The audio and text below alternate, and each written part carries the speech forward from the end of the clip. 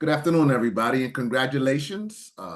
You've uh, you've done you've scored high enough on your seed application to be moved on to the pitch. So let me just give you an idea of how you got here. In order to move to the pitch, the maximum score of the written application is 80, and then the pitch is 20. So if you add the 80 and the 20, that's 100, right?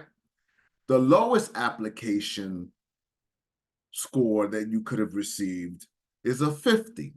So if the 50 is the lowest and you go to the pitch, the maximum score that you could score on the pitch is a 20. So 50 plus 20 is 70. And you need a 70 to, at minimum, to be recommended for funding. So you're all at the place where now you have to pitch. And not many, a couple of you have pitched before. I think one or two have pitched for us. This is a little different. I emailed everybody your peer review panel feedback. And so you're gonna take that information and include it in your pitch.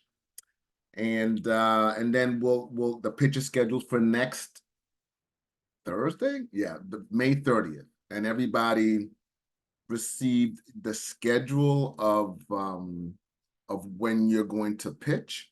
But just in case, let me share that with you really quickly. So I think I wrote it in here. Yeah, so New Hope, you're pitching at 10 o'clock. Community Action Service Center, you're pitching at 10:20. Healthy People Worldwide, you're pitching at 10:40. Briar Patch Collaborative, you're pitching at 11. Women's Center for Entrepreneurship Corporation, you're pitching at 11:20. Schools That Can, you're pitching at 11:40. All About Motivation and Education, you're pitching at 12 p. Brothers Building a Better Nation, you're pitching at 12:20. And Women on Deck, you're pitching at 12:40.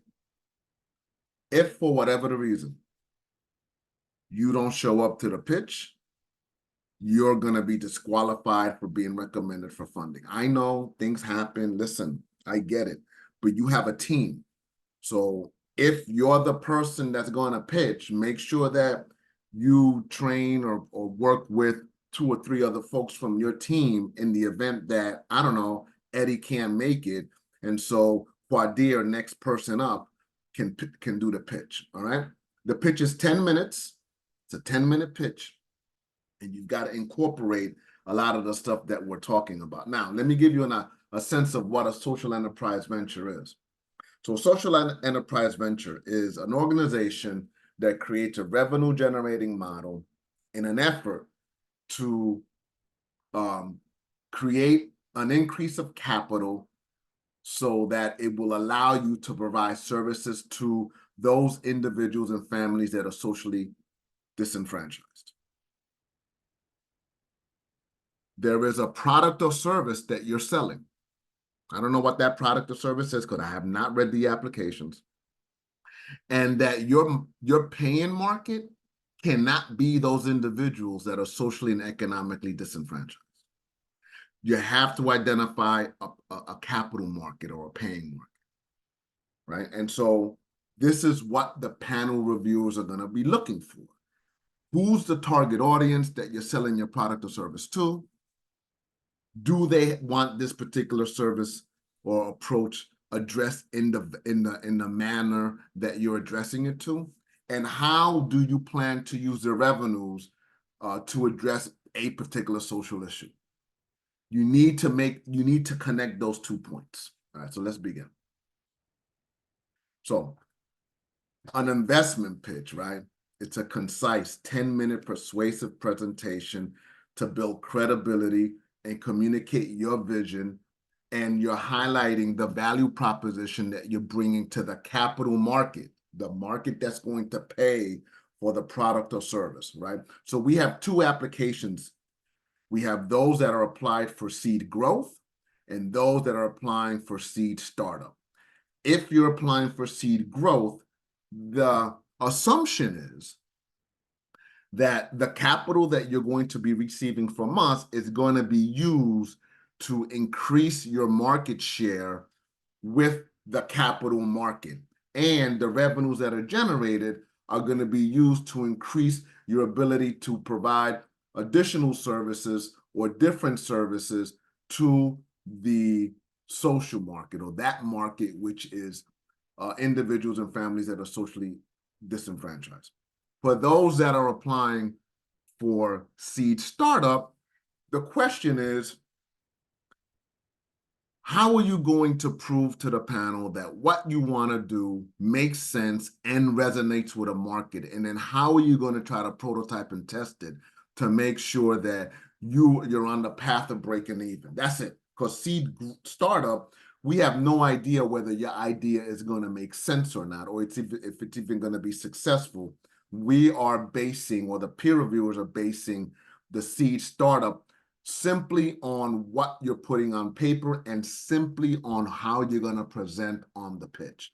Because there is no proof of concept that your idea is going to work unless, seed startup, you've been doing something in this particular space, herky-jerky, and you think that this capital is going to be able to put you in a position where you can prototype and test it to a paying market.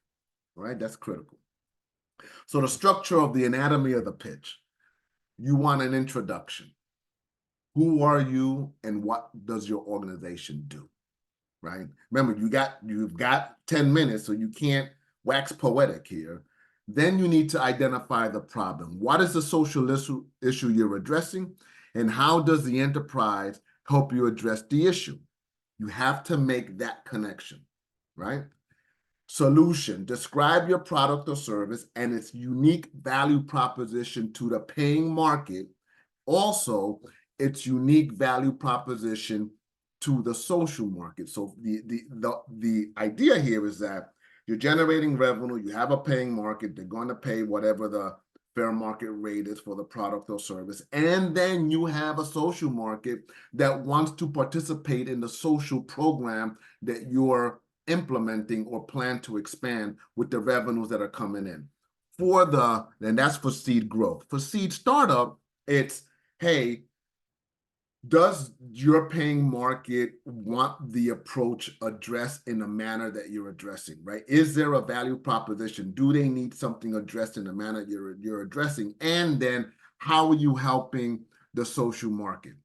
What is it that you're going to be able to do for these men, women, and children that are impacted by a social issue with the revenues that are coming in? Now, for the C startup, you may not be able to do both, right? So, but you want to at least identify, hey, I'm going to use this, we have a moving company, and we move single moms with children from shelters to their apartments, and we also provide them furniture, as an example, right?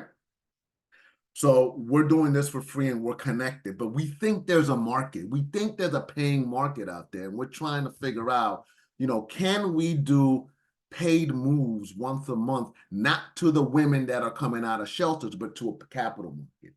And with that revenue, how does that revenue help us help the women that we've moved to these apartments with furniture? That's kind of how you got to think about it, right? The market opportunity. What is your market size and potential? For seed startup, you may not have a market size because you're just starting out. So then you have to figure out, there's existing moving companies. I'm using the moving example. There's existing moving companies out there. And so maybe your market is individuals living in this zip code or area code, zip code, where you think there's opportunities for accessing a market that the incumbent movers have left behind because of price increases. And then as these movers are increasing their prices, is there a population or a market that's left downstream that you can capitalize in? And maybe the idea here is maybe we can do one paid move per quarter. That's how you have to think about it in terms of prototyping and testing. Business model. How do you plan to generate the revenue, right? Who's going to buy it? Is it a membership program? Do you have tiers like gold, silver, bronze? Like, how exactly are you going to generate revenue, and how is that revenue going to get to you? Traction. For the growth organizations, I think there's 5 applications that are applying for growth. You need to be able to prove that you have been successful and that your approach resonates with the paying market. That's key, right? So you've got to figure that out. For the financials, and then for startup, for the traction is, you really don't, maybe you have some concept of some success because you've been doing it for free, but now that you're putting a cost structure to it and you're charging folks, the idea here is, does the idea resonate in a small scale in prototyping and testing? That's how you need to think about it for startups. For financials, for the growth folks, if you're applying for growth, the assumption is you've been doing this. And so you should have some type of financial metric that you need to convince the peer reviewers that you've done, I don't know, in whatever period you're saying you've gotten these revenues, and then what are your potential projections, right? Is it that, I don't know, you sell X widget over the last year at X amount of dollars per widget, and it resonates, and you want to use the growth capital to purchase, I don't know, an inventory program so you can catch a larger share of the market. And then what are your projections from last year to this year? That's for the growth folks. For the startup folks, you don't have any past sales. So the issue is, what are your projections? What do you think you can do in the contract year, in the prototyping and testing phase? And the projections don't have to be anything crazy, like, I don't know, $50,000. Maybe it's as small as, maybe we want to see if we can generate $5,000 to $10,000 of revenue over the course of the year. And I'll answer all questions at the end. All right. Team. Who is behind the enterprise? Who's going to focus on the enterprise? And then what's your ask? What are you asking for? And how will it be used? All right. Crafting the introduction.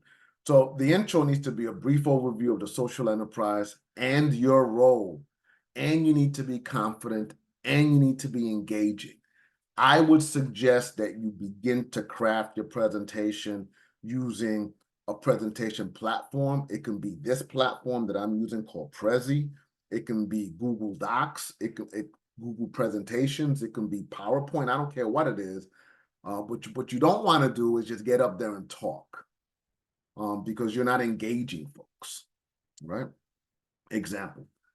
Hi, my name is Eddie Laporte. I'm the founder of, or the CEO of, or the executive director of, or the program coordinator of, or the program director of, the name of the organization, the Eddie CDC, and the name of the social enterprise is what?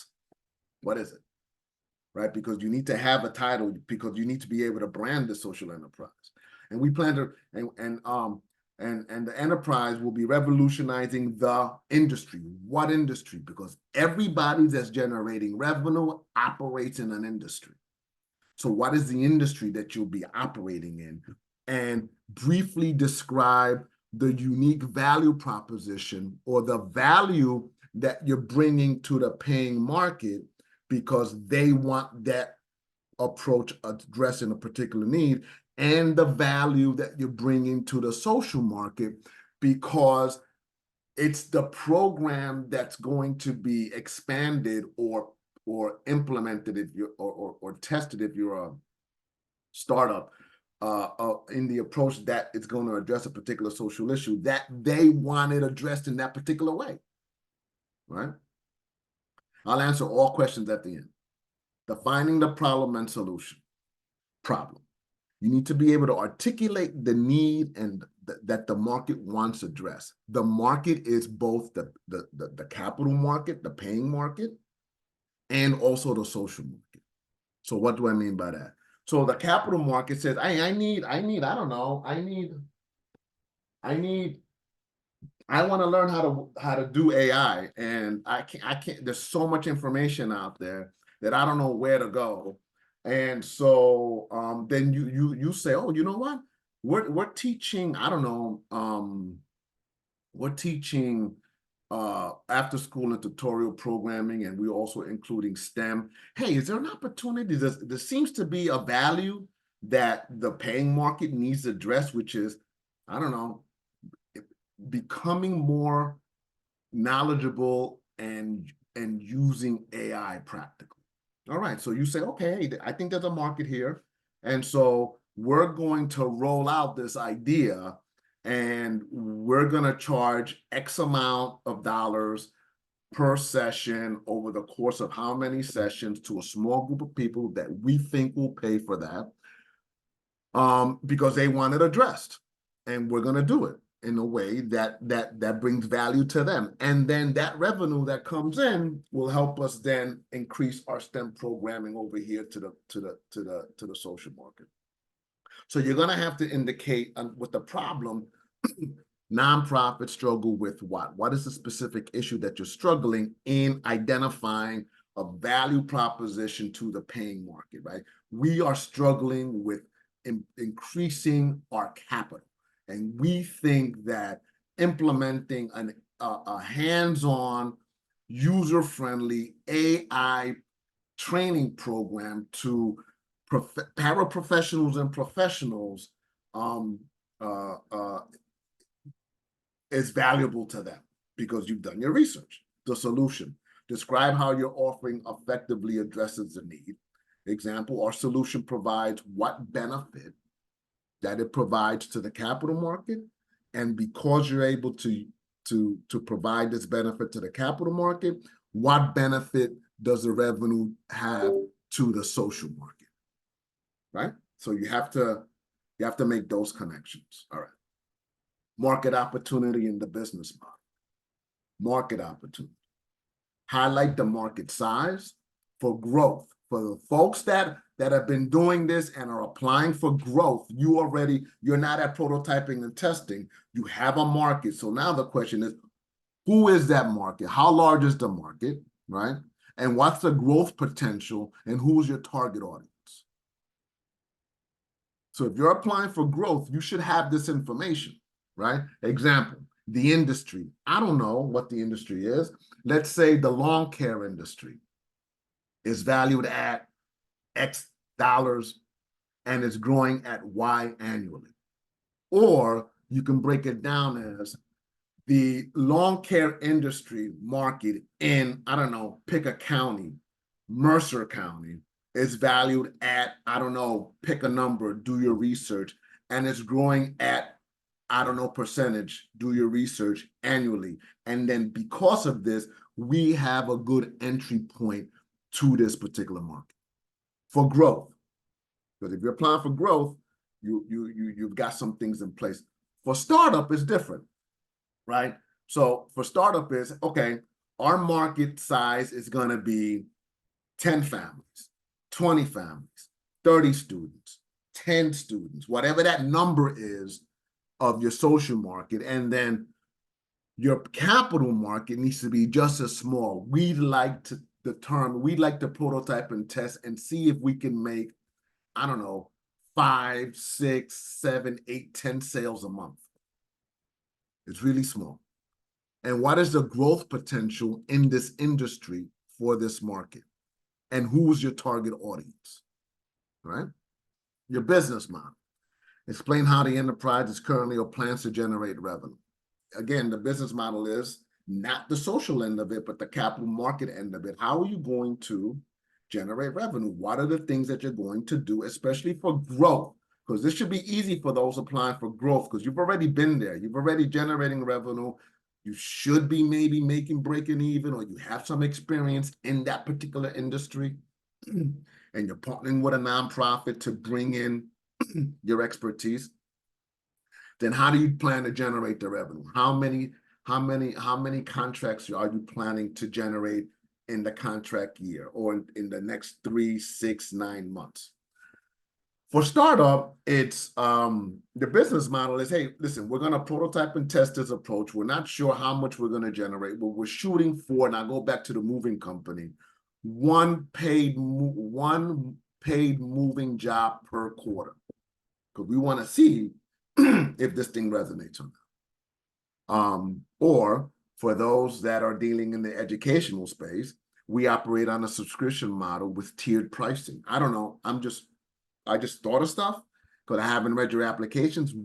When you're awarded, then I'll have to dive deep in your applications for growth and for startup. And then if I have questions then I'll ask the questions then.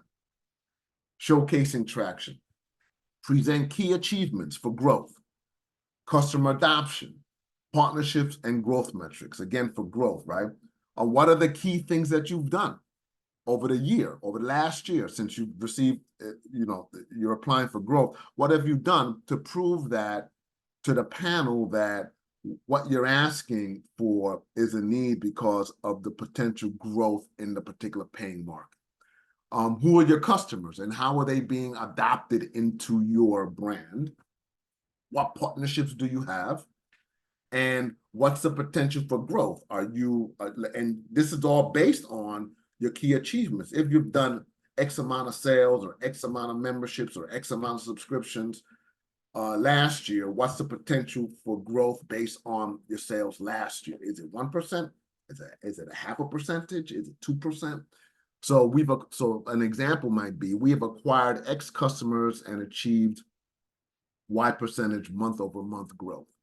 So for growth is, okay, we've acquired 20 customers and achieved a percentage of 1 new customer per month every month for the past 12 months. So we project that we can sustain this for the next year.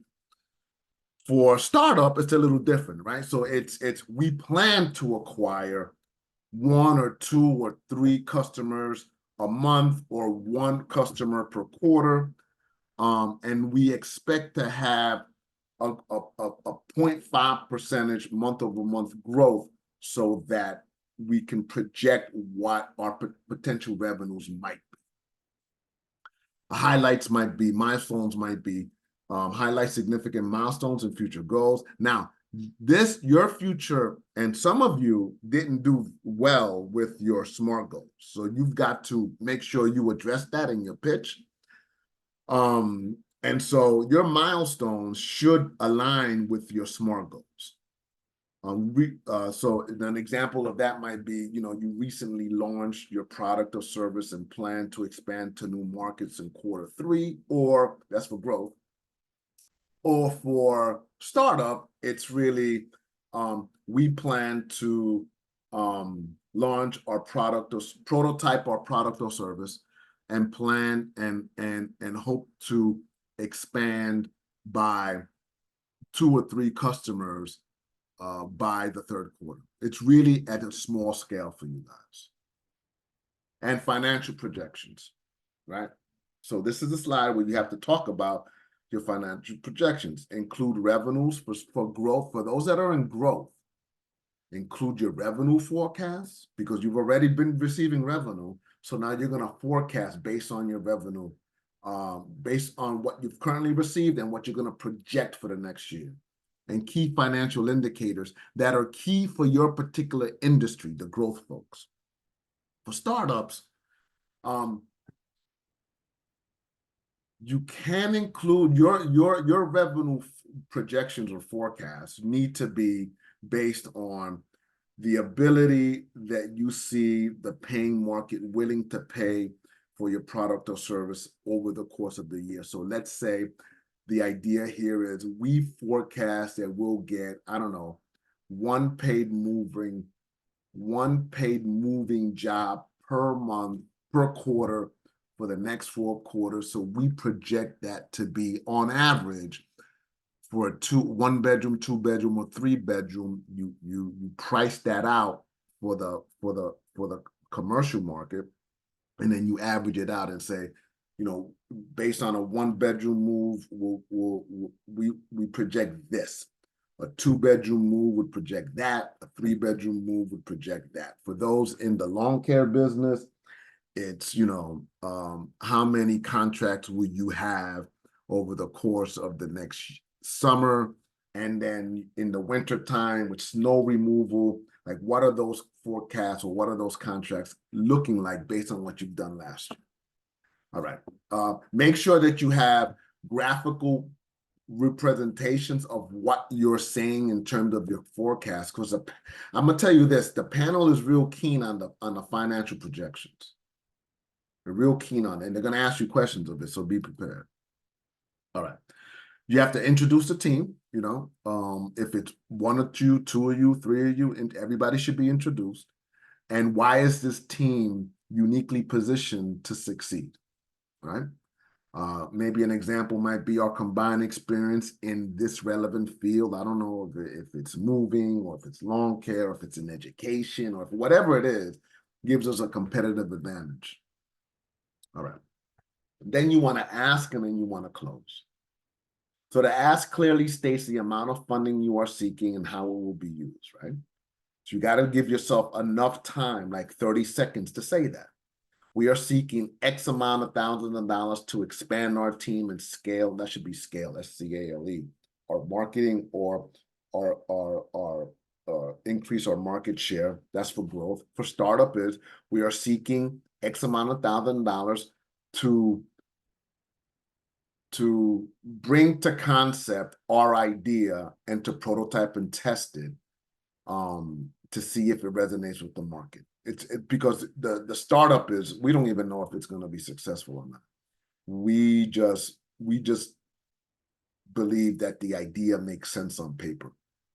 Closing. Summarize the key points, reiterate the vision, and thank the panel. For example, with your investment, we can achieve significant goals, whatever that goal is, and should align with your SMART goal. Thank you for your time and consideration. Additional tips. You need to practice. Rehearse your pitch multiple times to ensure smooth delivery within the 10-minute limit. 10 minutes. Listen, I've cut people off at 9:50, 9 minutes and 50 seconds. Right? And you haven't even gotten halfway through. And I'll say, you'll get a sign. You got 1 minute and you're not done because you didn't practice. So make sure that you practice. Interact with the panel as much as you can, because it's going to be virtual. So you want to try to see a pitch is a lot easier if it's in person because the energy that's given between people and in person is way different than it is virtually. But there are some keys, right? If you see some head nods, if they're engaged, like looking at you during the pitch virtually, then you have them. If they're nodding their heads, then you have them. You have them captured. Anticipate questions and be ready with clear, concise answers. And did you address any and all concerns based on the panel feedback you received? That's key. Did you, or did you just throw this thing together last minute, which I've seen done, and it's just not a good look. So those that scored high and don't do well in the pitch, you might not get funded. And those that scored low and do well on the pitch, meaning those that scored high in the written application, but you do horribly on the pitch, you may not get funded. Those that scored low, 50 and above, but do great on the pitch, you might get funded. So, don't take this, don't what's that phrase? Don't go over this with a minimum of concern. That's for sure. So let me answer some questions. Is there a rubric for the presentation aspect that we can get access to? Yeah, I'll throw something together. It's going to be based on this here, what you just saw. So what you want to try to have is this is the rubric that it's going to follow. I'm going to go right to the second slide, and it should be this. This is it. Intro, problem, solution, market opportunity, business model, traction, financials, team, and ask. So Vanessa, that's what you want to follow, because if I send you something, it's going to be this. Will this presentation be sent to us? Yes. In the financial projection, should we include the grant amount to justify it? No. So your financial, yeah. Yes. You can include the request for the grant. And also, if I were you, I would look at the revenue analysis spreadsheet that some of you did good in and some of you didn't do too good in. And look at that and indicate to the panel that based on your revenue analysis spreadsheet, this is what you project, because the formulas are built in. All you got to do is take the time and play with it, right? So that was Vanessa. Another question is, are we required to add our competitors or show our competitive landscape as part of the presentation? Yeah, I mean, market opportunity, you can include that information in there. Remember, you only have 10 minutes. And if it wasn't mentioned in the application, then you're going to want to mention it in the pitch. So you're going to want to say, well, these are our competitors, and this is our competitive landscape.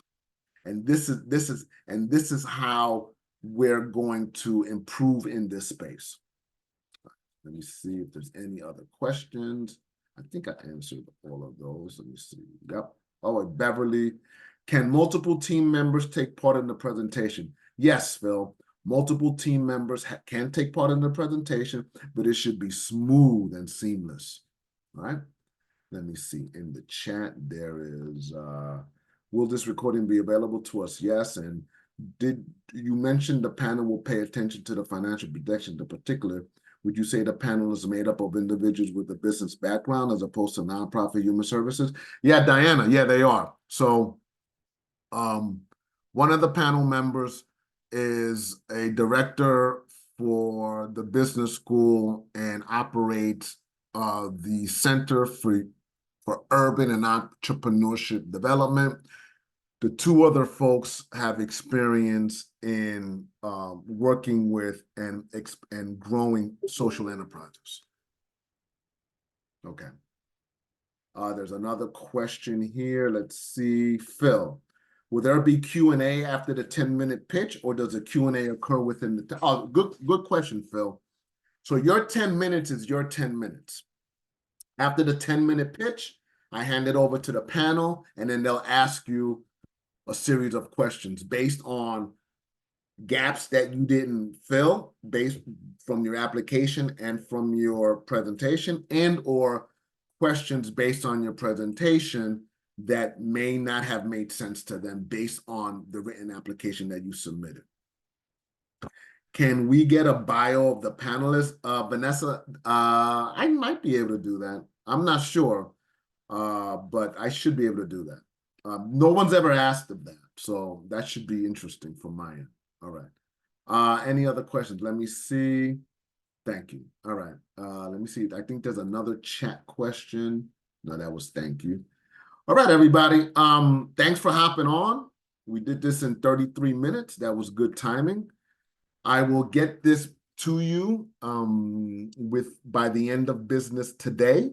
And if you have any questions about the pitch moving forward, then just text me. I'll put my cell phone number in here, 732-289-1896. And then my email, this is my cell.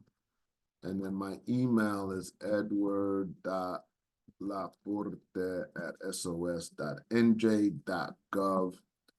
Listen, good luck next week. Practice. Any questions, hit me up. Have a good day. Bye-bye, everybody. Stop.